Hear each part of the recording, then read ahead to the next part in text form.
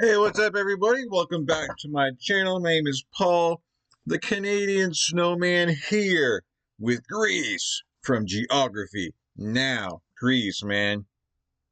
I know you guys got a lot of awesome history. Like, you guys got history. Not just a few hundred years history. You're like thousands years history. Like, Greece, man, has been around forever, and my God, just like all like the great movies from Greece and the architecture and all that awesome stuff, man. This is gonna be a really good episode. Definitely really excited to see you know what there is to learn about Greece, which is a whole bunch, Didn't Greece like have all those like cool different gods and all that kind of stuff? Uh so definitely really cool to you guys have that. I mean, I don't even want to say anything because then I get the wrong kinds of like Hercules and all that stuff. Wasn't that like Greece? Oh my God, I'm gonna go ahead and apologize. I apologize if I'm mixing, you guys up with somebody else. I'm just gonna go ahead and say I'm sorry. Please don't hurt me. Uh, but yes, we're gonna get into Greece, and yes, check this out. Dun, dun, dun. What am I doing here? All right, we're playing videos. Okay. Before you, please hit that like and subscribe, please and thank you. And this guy's eating a sandwich. I want a sandwich now. All right. You're the one that I want. You're the one that I want. You're the one that I want. You get my reference, right? You get it? I'm so clever, right? Do you get my reference? I actually do. It's time to learn geography now! Hey everybody, I'm your host Barbie. Greece is sometimes seen as like the cradle and birthplace of European civilization and thought. So much of everything you see today has some kind of correlation to Greece. Pretty heavy for a relatively small country in the Balkans, eh? Yeah, let's find out how it all went down. So let's just jump into it. Greece is located in the southernmost part of the Balkan Peninsula that stretches into the Ionian, Mediterranean, and Aegean seas, bordered by 4 countries in the north and east. The country is divided into 13 regions, 1 autonomous state that we'll talk about later, and the capital Athens, one of the oldest capitals in the world where nearly 40% of the entire population lives. Now, despite the administrative makeup, Greece is generally divided into 9 geographic regions. Thrace, Macedonia, not to be confused with this place that we already talked about, Thessaly, Epirus, Central Greece, the Ionian Islands, the Aegean Islands, and Crete. As you can probably tell from its makeup, Greece is one of, if not probably the most, seafaring marine-emphasized countries in the world. I mean, they do have the world's largest merchant marine fleet after Japan. And at any given point in Greece, you are no more than 85 miles or 137 kilometers from the sea. Greece has over 2,000 islands, only about 220 of which are inhabited, and about 4,000 extra islets, keys, and sea rocks. Even the ones that are like right off the coast of Turkey. In fact, the only 2 significant islands belonging to Turkey in the Aegean are Imbros, or Kanaçale, and Tenedos, or Bozcaada. Now, keep in mind, the Peloponnesian Peninsula is not an island, it's actually just barely connected by the Corinthian Isthmus in the city of Corinth, which has a huge canal going through it. After independence from the Ottoman times, Greece was very intent on making sure they kept everything in the Aegean. This has historically led to some controversy from Turkey in regards to things like the delimitation of territorial waters, airspace, the executive economic zone, and the militarization of some of the islands. Nonetheless, they've been able to work stuff out, kind of, but some things are still left in a gray zone, with the only land dispute they have over these 2 small scraps of land, the Imia or Kardak Island. Finally, let's talk about the one autonomous state. See this little guy right here, the 3rd finger on the weird monster claw looking peninsula? Well, that peninsula is called Halkidiki, and the 3rd finger is Mount Athos. With a population of only about 2,000, Mount Athos, or Holy Mountain, is interesting because it's an isolated monastic state completely run by monks and priests. Getting in is a little tough. The number of daily visitors is restricted, you have to have a special permit, and you have to be a dude. No women allowed. Although historically some women have either accidentally or intentionally got in, including this former Greek beauty pageant winner. She dressed up as a man and snuck in. The 3 largest cities are of course Athens, the capital, Thessaloniki, and Patras. However, the 3 largest and busiest airports are Athens, Heraklion on Crete, and then Thessaloniki coming in at 3rd. Speaking of Crete, each inhabited island in Greece kind of has its own charm. Of course, there are too many things to list, but a few to consider might be things like Corfu, being the most family-friendly island. Delos is known for being the legendary birthplace of Apollo. Skyros and Hydra are kind of like the quiet islands where more people use mules than cars. Rhodes once held the Colossus, one of the 7 wonders of the ancient world. Cardia once tried to become its own country at one point in time. Hold on a Now second. the Colossus, one of the 7 the quiet islands where more people use mules than cars. Rhodes once held the Colossus, one of the Wow, that looks like it's photoshopped in there. Is that real? Is that thing actually there, or is that like Photoshop? I swear that looks photoshopped. That is amazing. If that is real. Wow. This whole thing looks photoshopped. Hold on. Never mind, this ain't a real place. I'm looking at a picture, aren't I? Again, you guys can make fun of me in the comments, or I don't know. Anyways. The seven wonders of the ancient world. Caria once tried to become its own country at one point in time. Naxos and Paros are known for being the windy islands, great for sailing and water sports. Santorini with its ridiculously picturesque cliffside white marble villas. And Patmos, the incredibly significant religious site in which Jesus' disciple John was exiled and wrote the book of Revelation. Speaking of which, Greece has more archaeological sites per capita than any other country in the world, only ranks behind a few other countries like Turkey and Mexico in terms of overall sites. Now, we all know Greece is a tourist hotspot. Like France, more tourists than the entire population of Greece visit Greece every single year. Now, we all know about the Acropolis and the Parthenon, but other cool sites that stick out include the Meteora Pillar Cliff Monasteries, the Necromantion of Ephyra, the Oracle of Delphi, St. Theodora's Chapel with 17 oak trees sprouting with no visible evidence of roots, the sculpted face on the shore of Nisi, the Chios former leper colony buildings, the Palace of the Grand Master of the Knights of Rhodes, and of course, hundreds and hundreds of other sites. There are too many to list, and if you know of any, please write them down in the comments below and share. In the meantime, we gotta get down to the foundations of the country, the land. My God, I already love this video. I mean, this country, you know. Oh my God, just the architecture and it's just so beautiful. I mean, that would be awesome to live there. Well, that'll never happen, but it'll be just gonna be awesome to visit there. Put it on my bucket list. Now, there's an old Greek saying, when God made the world, he took the leftover rocks, threw them behind his shoulder, and that's how Greece was made. I kind of paraphrase that a little bit, don't quote me on it. Too late, it's a quote now. Can't believe the Daniel deal you got from my insurance. Daniel, State Farm offers surprisingly great rates to everyone. Now. Now, Greece is funny because land-wise, they don't exactly score high on the Soil Performance Index, and overland transportation has always been an issue. But when you pretty much dominate the maritime trading sector, you can kind of turn a semi-arid rock zone into a flourishing agrarian hub. And wait till we get to the Israel episode. They've done quite an interesting I can't job. believe you spend so much money on business people. On the West Bank, I don't care what the West Bank. Talk about me. Talk about the rock. First of all, the country's about 80% mountainous on both the mainland Balkan region and the islands. Two main mountain chains form along the Balkan mainland, the Pindus in the west and the Rhodopes in the northeast, Macedonia and Thrace regions. Right around the area where Thessaly meets Macedonia, you find Mount Olympus, the tallest mountain in Greece, notable for being the legendary home of the ancient Greek gods. Now, with the exception of small boats and canoes, almost all the rivers in Greece are non-navigable as they are too shallow. Nonetheless, the largest river, Aliakmonos, flows through the Pindus range and eventually empties into the Thermaic Gulf right by the Monster Claw. Also, Trichonida, the largest lake, can be found in the south-central Greek region. Beautiful, right?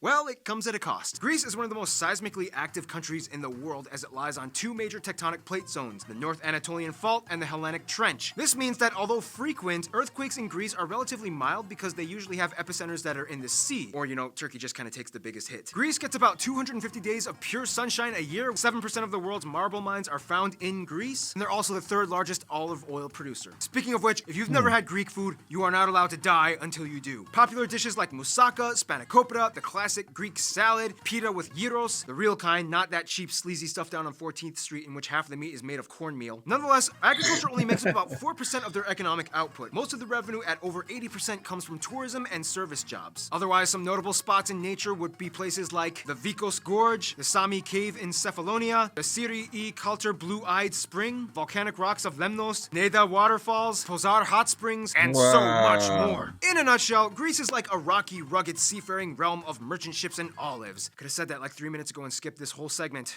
Well, on to the next. Dang, beautiful, beautiful. Winston Churchill once said, Greeks don't fight like heroes. Heroes fight like Greeks.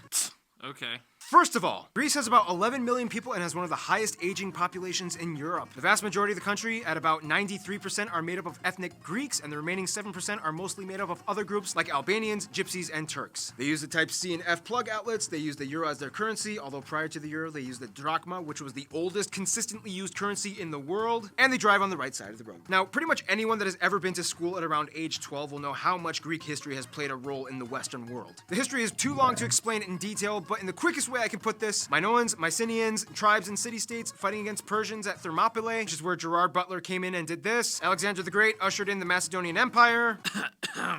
Dude, he was What? Greek. No, he was not Greek. He was never Greek. How many times? Then there was classical Greece, Oh my Roman God, I Greece, remember Byzantine that. Greece, Ottoman Greece, and then finally a revolution led by this guy in 1821 that started the modern version of Greece that we have today. Thanks to Alexander the Great, multiple regions on 3 continents experienced some form of Hellenization or the influence of Greece. So there's 2 Macedonians. There's the country, the Republic, was it North Macedonian? And then there's Macedonia, which is like a province of Greece, right? So that's the real Macedonia, right? Because there's 2 of them. One is part of Greece, and then there's the country, right? Is that how it is?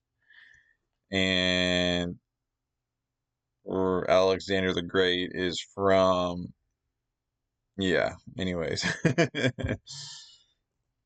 The Great, multiple regions on 3 continents experienced some form of Hellenization or the influence of Greek culture and language, and it went all the way down into the Byzantine era. This means at one point in time, even black Africans were speaking Greek, or at least the ancient Koine Greek language. It became so widespread that today almost every language in Europe invokes some kind of Greek origin in certain vocabulary. For example, in English, we have academy, telephone, grammar, and even geography. Not only that, but Greek has in one way or another been spoken for over 3,000 years, making it possibly the oldest consistently spoken and written language in the world. The Shang Dynasty. Moving on. We could go on and on talking about Greece's explosively fascinating ancient history enshrined with legend, myth, wars, warriors, trade, alliances, gods, beasts, Sparta, sculpture, God. arts, leaders, philosophers, games, and interesting clothing options. Well, that'll take too long, and we gotta get through this episode. About 90% of the people in Greece adhere to Christianity, mostly in the Eastern Orthodox branch, just like many other countries in the Slavic world. If you've ever met a Greek person, you'll know that most of them definitely have a unique way of carrying themselves. Many of you Greek geograpeeps, or as I like to call you, Geogra Greeks, have told me that the movie My Big Fat Greek Wedding is actually kind of a pretty accurate representation of a typical Greek family upbringing. A little exaggerated, but nonetheless not far off. Big families with strong opinionated parents that you do not talk back to. There's always like a weird grandma mumbling something about the Turks, and one of the cousins is probably lighting something on fire as your brother is getting into a fight. But when grandma brings in the souvlaki and moussaka, everyone sits down and it's like a beautiful, warm Norman Rockwell painting. At least that's the picture you Geogra Greeks have painted for me. I don't know, how was that? Was that in the ballpark? So anyway, in Greece, voting is required by law, as is conscription for men ages 16, yeah, that's right, 16, they get them while they're young, up to 45 for a minimum of 9 months in service. Many people celebrate not bad. name day instead of their birthdays, in which they have a party on the day that pertains to the patron saint that they got their name from. Land is kind of limited, so to save space, many of the dead have their bodies exhumed after 5 years of being buried, and then the bones are washed in wine and then placed in an ossuary. Retirement homes are incredibly rare, as most Greek grandparents typically end up living in their children's homes. Traditional music can be found everywhere. You'll probably hear a lot of lutes, mandolins, and tambourines. Traditional dances are alive and well. They all usually incorporate some kind of group number with fast-paced movements and jumpy actions. Oh, and old guys smoking while playing backgammon. There's always old guys smoking and playing backgammon. Avoid the offensive mutsa hands. And just like we studied in the Estonia episode, Greece has an influx of women, like a lot. Somewhere around 60-65% of the population is female. This may or may not be the reason why Greece is also the world's most...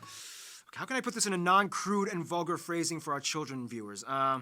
Greece is the most hey active country in the world. They even beat Brazil. Brazil! Interestingly. dang, I need to go to Greece. I'm single, man. I need to find me a woman. Another reason to go to Greece. Woo! You guys are kicking butt right now. Oh my God. Hey active country in the world. They even beat Brazil.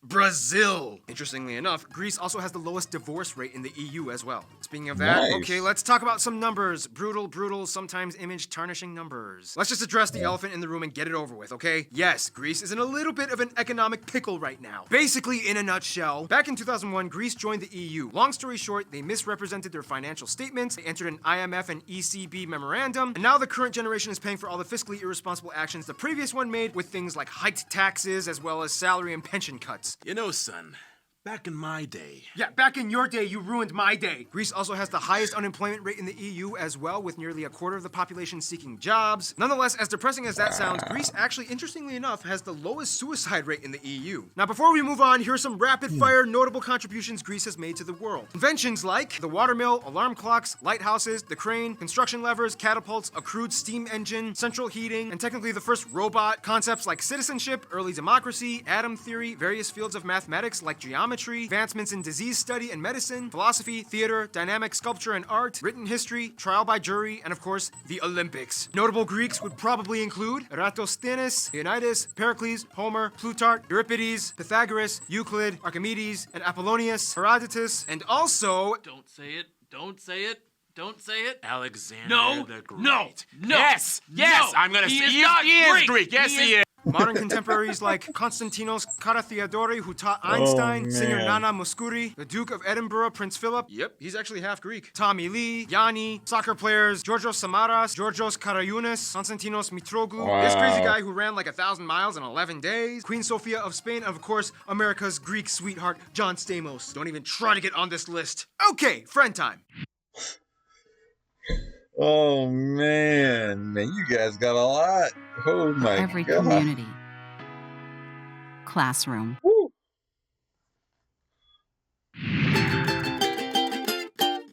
Greece is really old, like, whoa, really old. They've planted so many shifting diplomatic ties throughout the millennia that it's ridiculous. In a nutshell, though, they generally get along pretty well with other Orthodox countries, mostly in Eastern Europe, as theology and doctrine have always tied them in one way or another. Of those Orthodox countries, Serbia is probably hands down the closest childhood friend. Serbians are like the next door neighbor that they grew up with asking if Greece could come out and play ball. Nonetheless, you don't have to be Orthodox to roll with Greece. Greeks love the Spanish and Italians almost as much. Each country shares a similar Mediterranean seafaring culture that has historically tied them for thousands of years, although each claim that they have the best olive oil. Greeks have even adopted certain Italian words in their vernacular, like una fazza, una razza, one face, one race. And as mentioned before, Armenia is kind of like the exotic apostolic girlfriend they've been dating since like the 3rd century AD. Turkey is kind of like the whole Japan-South Korea thing, in which historically they've had a lot of drama because, you know, Ottoman times, but they love to visit and piggyback off of each other's cultures. Today, there is virtually no tension between everyday citizens. They've moved on, mostly, and sometimes it's even hard to distinguish a Greek person from a Turk just by looking at them. But make sure you do not make the mistake of mislabeling them. That's a huge no-no. When it comes to their best friend, though, almost every geographer Greek told me Cyprus. Many Greeks don't even really see Cyprus as a separate country, but rather just an extension of Greece. They love their little brothers with funny accents and would do anything for them. In conclusion, modern-day Greece may... That's right. 'Cause I did Cyprus, and I was confused there. So, part of Cyprus is part of Greece, or all of Cyprus is its own country. I'm confused there. Maybe it depends on who you ask.